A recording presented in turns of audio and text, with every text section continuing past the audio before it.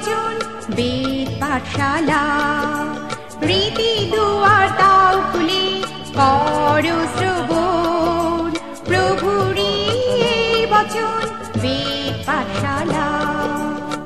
নমস্কার। শান্তিপিয়াসী মানুষ শান্তির খোঁজে কত কিনাই করছে, কিন্তু শান্তি পাচ্ছে কি? যিনি প্রকৃত শান্তি দিতে পারেন, সেই শান্তিরাজকে যদি জীবনে গ্রহণ না করা যায়, তাহলে শান্তির অন্বেষণ করা বৃথা। প্রিয় বন্ধু, বেদ পাঠশালা অনুষ্ঠান আপনার জন্য নিয়ে এসেছে শান্তির বার্তা। প্রিয় শ্রোতা বন্ধু, বেদ পাঠশালা অনুষ্ঠানে আপনাকে স্বাগত জানাই। আমাদের গত দিনের অনুষ্ঠানে আমরা রোমীয় বিশ্বাসীদের মধ্যে সমস্যার বিষয়ে রোমীয় পুস্তকে 14 অধ্যায় থেকে আলোচনা করছিলাম। সাধু পৌল তাদের এই সমস্যার সমাধানের বিষয়ে ভিত্তিরূপে তাদেরকে বলেছিলেন, একজন একদিন হইতে অন্যদিন অধিক মান্য করে, আর একজন সকল দিনকেই সমানরূপে মান্য করে। প্রত্যেক ব্যক্তি আপন আপন মনে স্থির নিশ্চয় হোক। যদি সাধু পৌল হত্যা বা চৌর্যবৃত্তি বিষয়ক সমস্যা বিষয়ে বলতেন, তাহলে তিনি এই কথা বলতেন না। তিনি হয়তো বলতেন, 10 আজ্ঞায় এই কথা বলা হয়েছে এবং ইহাই শেষ কথা। কিন্তু তিনি এখানে তা করেননি, কারণ ইহা খুব সহজ বিষয় ছিল না। এই বিশ্বাস বিষয়ক সমস্যার ক্ষেত্রে তিনি প্রত্যেক ব্যক্তিকে নিজের মনে স্থির নিশ্চয় হতে বলেছিলেন। তিনি বলেছিলেন, প্রথমেই তোমাদের বিবেকের উপর ভিত্তি করে তোমাদের স্থির নিশ্চয় হতে হবে। এই বিবেকই খুব নিচু স্বরে তোমাদের বলে যে ইহা ঠিক নয়, ইহা মন্দ। এখন এই বিবেক কোথা থেকে আসে? বেশিরভাগ ক্ষেত্রে এই বিবেক হল শিক্ষার ফল। বিবেক হল শর্তপ্রযুক্ত প্রতিক্রিয়া। একজন বিখ্যাত প্রচারক বলেছিলেন, তাকে ছোটবেলায় তার বাবা মা কোন বিষয়গুলি তার করা উচিত এবং কোন বিষয়গুলি নয় সে বিষয়ে একটা তালিকা দিয়েছিলেন। তারপর তিনি একজন বিখ্যাত প্রচারকে পরিণত হওয়ার পরেও যখন সেই তালিকায় বর্ণিত করা উচিত নয় এমন কোনো কাজ করতেন, তার বিবেকে একটা খোঁচা লাগত। সাধু পৌল বিবেকের কথা শোনার বিষয়ে বলেছেন, কারণ যদি আপনার বিবেক আপনাকে বলে যে ইহা করো না, তাহলে আপনার বিবেকের কথাই শোনা উচিত। কিন্তু আপনার সমস্ত শিক্ষা ও শর্তের উপর ভিত্তি করে আপনাকে স্থির নিশ্চয় করতে হবে। নিশ্চিতভাবে ইহার অর্থ হল, সেই জিহুদীদের তাদের দিন ও খাদ্যের বিষয়টি সম্মান করার যথেষ্ট অধিকার ছিল। এই সম্মান তাদের ধর্মীয় প্রচলিত রীতি থেকেই এসেছিল। এরপর সাধু পৌল রোমীয় 14 অধ্যায়ে আরও এক ধাপ এগিয়ে গিয়ে বলেছিলেন, আরেকটি ক্ষেত্রে তোমাদের স্থির নিশ্চয় হতে হবে, আর তা হল দৃঢ় বিশ্বাস। বিবেক ও দৃঢ় বিশ্বাসের মধ্যে একটা পার্থক্য আছে। এই দৃঢ় বিশ্বাস হল সেই পথের ফল, যে পথে পবিত্র আত্মা আপনাকে কোনটা সঠিক এবং কোনটা সঠিক নয় সেই বিষয়ে দৃঢ়ভাবে বিশ্বাস করায়। এই দৃঢ় বিশ্বাস অন্য কেউ শিক্ষা দেয় না, কিন্তু ইহা হল সেই পথের ফল, যে পথে আপনি অনুভব করেন যে পবিত্র আত্মা আপনাকে দৃঢ়ভাবে বিশ্বাস করাচ্ছেন। পবিত্র আত্মা সকল বিশ্বাসীকে এইভাবেই দৃঢ় বিশ্বাসী করে তোলেন না, কিন্তু আমরা পছন্দ করি যে তিনি তাই করুন। অতএব যখন আমাদের এই ধূসর বিষয়ে দৃঢ় বিশ্বাস জন্মায়, তখন আমরা কি করা উচিত এবং কি করা উচিত নয় সে বিষয়ে একটা তালিকা প্রকাশ করি এবং প্রত্যেককে বলি, এখন তোমরা এই বিষয়গুলি করতে পারো না, কারণ আমি দৃঢ়ভাবে বিশ্বাস করি যে এইগুলি করা উচিত নয়। কিন্তু সাধু পৌল আমাদেরকে তা করতে বলেননি। তিনি বলেছেন, নিজের মনে স্থির নিশ্চিত হওয়ার পর তোমার বিবেক এবং তোমার দৃঢ় বিশ্বাসকে অনুসরণ করো। এরপর সাধু পৌল তাদেরকে সমস্যার সমাধানের ভিত্তিরূপে আরও বলেছেন যে ভাইরা তোমাদের থেকে আলাদা তাদের বিষয়েও তোমাদের চিন্তা করতে হবে। অন্য কথায় বলা যায়, কোনো মানুষ নিজে কোনো দ্বীপ নয়। কেউ নিজের জন্য বাঁচে না এবং কেউ নিজের জন্য মরে না। অতএব আপনাকে প্রত্যেকটা বিষয় খুবই চিন্তা করে করতে হবে। আপনার এই চিন্তা করা উচিত যে আপনি কিভাবে অন্যের জীবনে প্রভাব বিস্তার করছেন। একজন প্রচারক বলেছিলেন, তিনি যখন ঈশ্বরতত্ত্ব নিয়ে পড়াশোনা করতেন তখন সেখানে এক ধরনের গান শোনা নিষিদ্ধ ছিল, কিন্তু সেই প্রচারক ওই গানগুলি বেশি করে শুনতেন। একদিন তার ঘরে তার সঙ্গে আরও একজন যে থাকত, তিনি তাকে বলেছিলেন, তুমি এই সমস্ত গানগুলি শোনো কেন? তখন সেই প্রচারক বলেছিলেন, এই গানগুলো আমার বাড়ির কথা আমাকে মনে করিয়ে দেয়। তখন সেই ব্যক্তি তাকে বলেছিলেন, আমি এখানে আসার আগে খুবই জাগতিক জীবনযাপন করতাম, পাপময় জীবনযাপন করতাম, আর এখন এখানে আসার পর আমি সেই জীবনের কথা ভুলে যাওয়ার চেষ্টা করছি, আর এই গানগুলি আমাকে সেই জীবনের কথা মনে করিয়ে দিচ্ছে। এখন আমার ইচ্ছা এই যে তুমি আমার বিষয়ে একটু চিন্তা করো। এরপর থেকে সেই প্রচারক এই গানগুলি আর বাজাতেন না। সেখানে গান বাজানো নিষিদ্ধ ছিল শুধু এই জন্য নয়, কিন্তু সেই ব্যক্তির কথা চিন্তা করেই তিনি সেই গানগুলি আর বাজাতেন না। সাধু পৌল সেই রোমীয় বিশ্বাসীদের সমস্যার সমাধানের বিষয়ে তাদেরকে বলেছিলেন, তোমাদের বিবেক ও দৃঢ় বিশ্বাসের ভিত্তিতে নিজেদের মনে স্থির নিশ্চয় করো। যাই হোক, তিনি সেখানেই থেমে যাননি। তার মত অনুযায়ী প্রত্যেক বিশ্বাসীর উচিত তার সহবিশ্বাসীর কথা চিন্তা করার উপর ভিত্তি করেই তাদের সমস্যার সমাধান করা উচিত।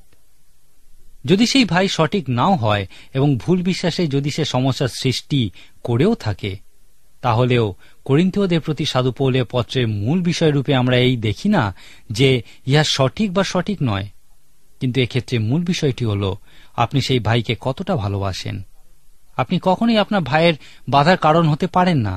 আপনার উচিত সর্বদা আপনার ভাইয়ের নৈতিক উন্নতির চেষ্টা করা এবং তাকে গড়ে তোলা। সুতরাং ইহার উপর ভিত্তি করেই তিনি বলেছেন, সহবিশ্বাসীর বিষয়ে চিন্তা করো।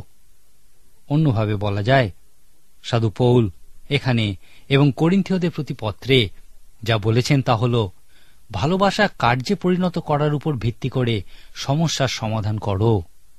ভালোবাসাই হল সেই ভিত্তি যার উপর ভিত্তি করে এই বিষয়গুলি সম্পর্কে সিদ্ধান্ত নেওয়া যায়।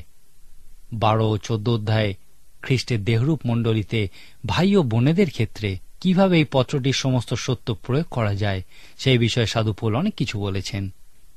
এই রোমীয় পুস্তকের 13 অধ্যায়ে সাধু পৌল এই পুস্তকের সমস্ত সত্য কিভাবে আপনার দেশের শাসকবর্গের উপর প্রয়োগ করতে পারেন সেই বিষয়ে বলেছেন। প্রত্যেক বিশ্বাসীর ক্ষেত্রে তার শাসকবর্গের সঙ্গে সম্পর্কের বিষয়ে উপলব্ধি করা হল খুবই গুরুত্বপূর্ণ একটি বিষয়। সুসমাচারগুলিতে আমরা দেখি যে সম্রাটকে কর দেওয়া বিধেয় কিনা সেই বিষয়ে যীশুখ্রিস্টকে প্রশ্ন করা হয়েছিল। যীশুখ্রিস্ট উত্তর দিয়েছিলেন, কৈশোরের যা তা কৈশোরকে দাও এবং ঈশ্বরের যা তা ঈশ্বরকে দাও। যখন আমরা এই বিষয়ে আলোচনা করছিলাম তখন আমি বলেছিলাম যে ঈশ্বর কখনোই যা কৈশোরের তা যাচনা করেন না, কিন্তু মাঝে মাঝে কৈশোর ঈশ্বরের বিষয়গুলি যাচনা করে এবং তখন আপনি তাকে তা দিতে পারবেন না। অন্য কথায় বলা যায়, অসামরিক বাধ্যতা এবং অসামরিক অবাধ্যতার আলাদা আলাদা সময় আছে। প্রত্যেক বিশ্বাসীর ক্ষেত্রে তার শাসকবর্গের সঙ্গে সম্পর্ক গড়ে তোলা বিশেষ গুরুত্বপূর্ণ একটি বিষয়। আসুন ধরে নিই, আজকে আপনি আপনার শাসকবর্গের কোনো একটি সিদ্ধান্তে মনমরা হয়ে পড়েছেন। ধরুন সেই বিষয়টি হল গর্ভপাত সংক্রান্ত কোনো বিষয়।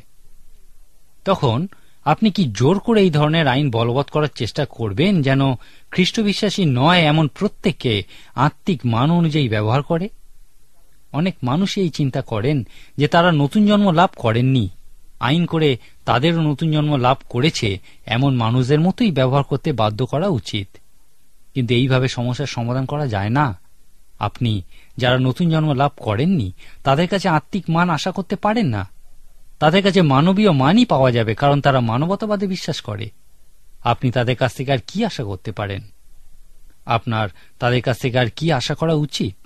যীশুখ্রিস্টের সে মহান আজ্ঞা আমাদেরকে এই কথা বলে না যে সমস্ত পৃথিবীতে যাও এবং আইন বলবৎ করো এবং প্রত্যেককে খ্রিস্ট বিশ্বাসীর মতো জীবনযাপন করতে বাধ্য করো।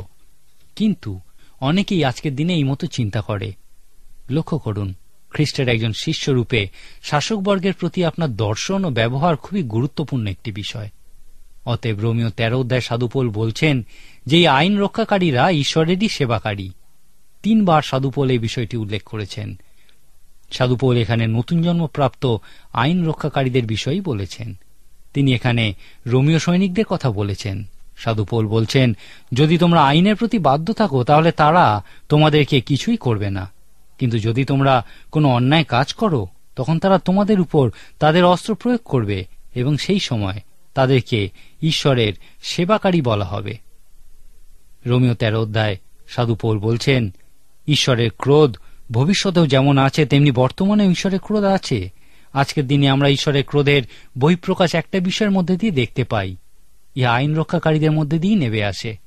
যদি আপনি ইহা বিশ্বাস না করেন তাহলে আপনি বিশ্বাস করেন যে মন্দ লোকেরা যেভাবে জীবনযাপন করতে চায় তাদেরকে বিনা বাধায় সেইভাবেই জীবনযাপন করতে দেওয়া উচিত, এবং যারা আইনের বাধ্য হয়ে শান্তিপূর্ণ জীবনযাপন করতে চায় তাদের জীবনের সমস্ত শান্তি যেন দূরীভূত হয়। রোমিও 13 অধ্যায় সাধু পৌল আমাদেরকে বলছেন, তোমাকে অবশ্যই শাসকবর্গের সঙ্গে সম্পর্কিত হতে হবে, বিশেষ করে শাসন কার্যের যে অংশ আইন বলবৎ করে তার অংশ হতে হবে।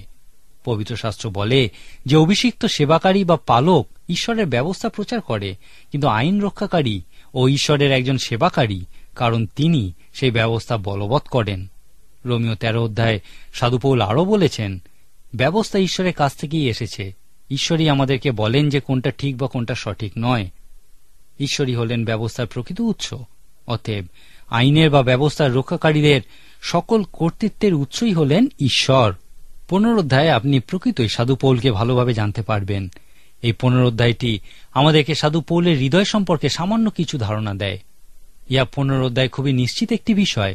প্রেরিতদের কার্যবিবরণী পুস্তকে আমরা রোমে যাওয়ার বিষয়ে সাধু পৌলের আকাঙ্ক্ষার কথা দেখতে পাই।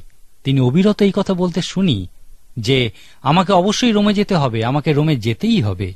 যাই হোক, সাধু পৌল রোমিও 15 অধ্যায়ে এই কথা বলেছেন যে আমি যখনই স্পেনে যাব তখনই তোমাদের কাছে আসব, কারণ আমি যাত্রাপথে তোমাদেরকে দেখতে চাই এবং তোমাদের কাছ থেকে এই যাত্রাপথে আমি কিছু সাহায্যও চাই।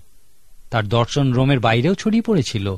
তিনি সেই রোমীয় বিশ্বাসীদের উপর নির্ভর করেছিলেন যেন তারা তাকে সাহায্য করে এবং তিনি সেখান থেকে স্পেনে সুসমাচার প্রচার করতে যেতে পারেন।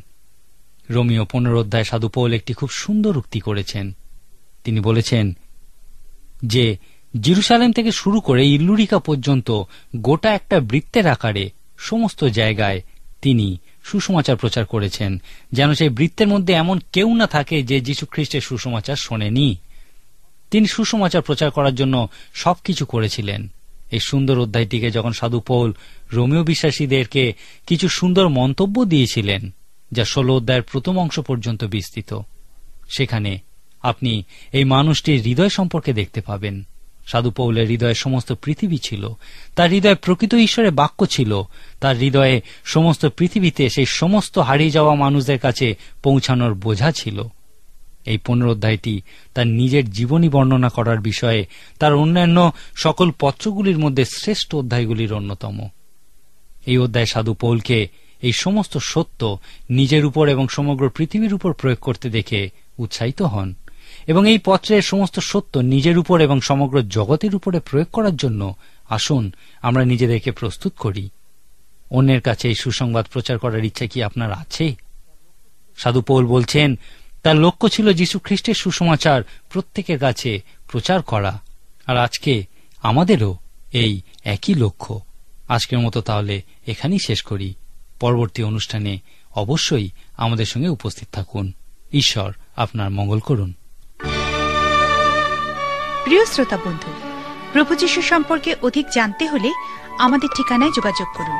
আমাদের ঠিকানা হল বেদ পাঠশালা, পোস্ট বক্স নম্বর 8956, ধর্মতলা পোস্ট অফিস, কলকাতা 700013।